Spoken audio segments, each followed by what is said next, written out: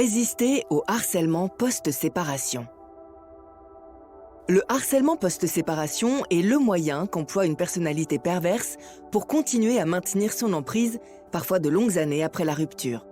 Il s'agit là d'une question particulièrement sensible aujourd'hui parce qu'elle concerne en priorité les victimes ayant un ou plusieurs enfants avec ce type de partenaire. Voyons ce qu'est ce harcèlement et comment l'affronter. Cette réflexion est tirée d'un article du site internet www.pervers-narcissique.com dirigé par Pascal Couder, psychanalyste et psychologue clinicien, co-auteur de l'ouvrage de référence « La manipulation affective dans le couple, faire face à un pervers narcissique ». Depuis plus de 30 ans, Pascal Couder et son équipe de thérapeutes, spécialistes des questions autour de la manipulation sentimentale, prennent en charge les victimes de PN francophones partout dans le monde grâce à la vidéoconsultation. Rendez-vous sur pervers-narcissique.com pour accéder gratuitement à une multitude de ressources précieuses. Le harcèlement post-séparation et ses procédés. Le harcèlement post-séparation est une triste réalité qui attend la victime du pervers manipulateur lorsque la séparation s'accompagne d'un enjeu de choix, la garde et l'éducation des enfants.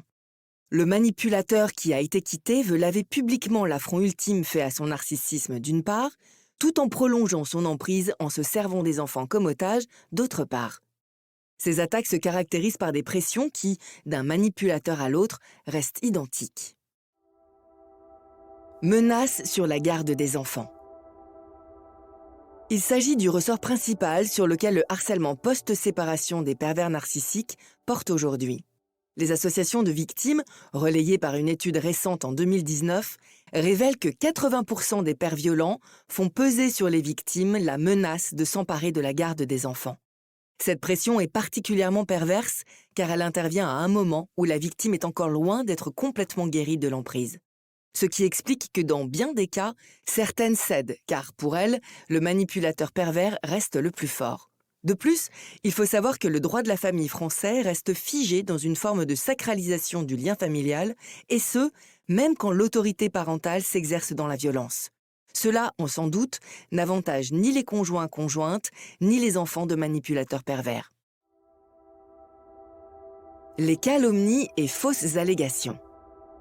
Le harcèlement post-séparation passe par une campagne de diffamation et d'attaque personnelle que le pervers narcissique orchestre contre sa victime dès qu'il sent qu'il va être quitté. L'enjeu est de conserver une façade sociale irréprochable vis-à-vis de tout le monde, toujours par le biais de l'identification projective. Il construit alors tout un mythe sur la personne de l'autre, qu'il part de tous les vices, de manière à ce qu'il ou elle endosse la responsabilité de la séparation.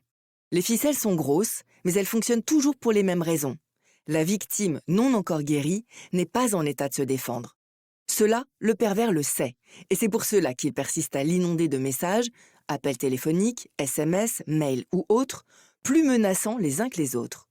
Il s'agit de perpétrer son emprise et d'entraver ses tentatives de reconstruction. Les attaques au travers des enfants. Le harcèlement post-séparation qui se perpétue par l'intermédiaire des enfants est bien connu au travers du redoutable syndrome du SAP, syndrome d'aliénation parentale. Il s'agit de manipuler la conscience de l'enfant, de le perturber durablement, de manière à ce qu'il s'attache exclusivement à la personnalité dominante du pervers. Le but de ces agissements est de les transformer en armes émotionnelles contre l'autre parent pour qu'il le rejette et aille jusqu'à le violenter. Le SAP est un phénomène courant lors d'une séparation avec un manipulateur pervers.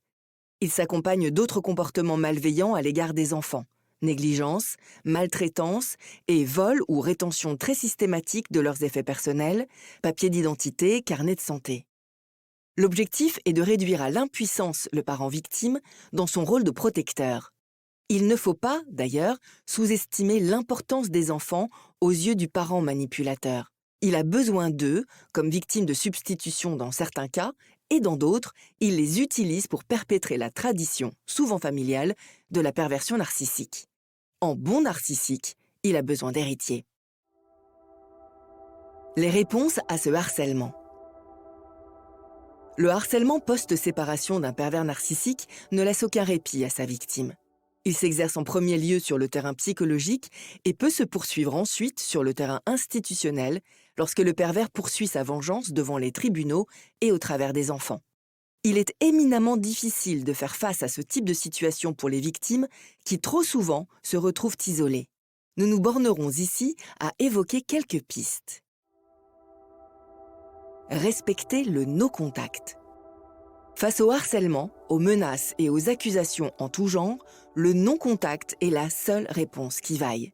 Le harcèlement du pervers par messages ou réseaux sociaux interposés ne vise qu'à restaurer son emprise sur la victime. Le pervers narcissique l'affaiblit systématiquement en réactivant le doute et la culpabilité. Il faut donc à tout prix fuir ces échanges et oublier les règlements de compte.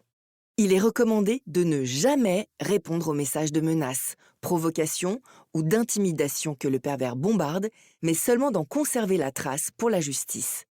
À cet égard, il est possible de créer une adresse mail dédiée au pervers, que l'on irait consulter de temps en temps, et de le bloquer sur les autres canaux de communication et désactiver les notifications. L'absence de tout contact met un écran entre le manipulateur et la sphère psychique et émotionnelle de sa victime.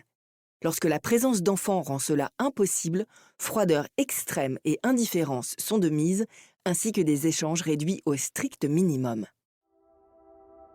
Résister à la manipulation. Les pervers narcissiques optent pour un scénario toujours identique. Discréditer socialement le partenaire en la faisant passer pour folle, si c'est la mère, ou violent, si c'est le père. Il faut être, à ce moment-là, extrêmement prudent et ne pas tomber dans leur piège, qui consiste à faire céder l'autre à la provocation. Toute protestation va venir, de fait, accréditer leur thèse qui vise à faire passer leurs victimes pour des êtres agressifs, peu équilibrés et donc non fiables. Là encore, plus les victimes demeurent sous emprise, plus le pervers aura d'ascendant sur elles et sur les autres. Pour sortir de cet enfer, une victime a tout intérêt à trouver un entourage qui sait rester objectif et qui ne se laisse pas impressionner par le mensonge et la manipulation. Ce type d'appui se trouve plus facilement, en général, dans la sphère amicale qu'au sein de la famille, souvent elle aussi sous emprise. Le plus important pour la victime étant de pouvoir lutter avec la définition monstrueuse d'elle-même que le pervers lui renvoie par le jeu social de l'entourage ou des tribunaux et de ne jamais céder à ces thèses délirantes. Thèse qu'il cherche à faire accréditer non seulement à tout le monde, mais surtout et toujours bien sûr, à la victime elle-même. S'entourer des bonnes personnes.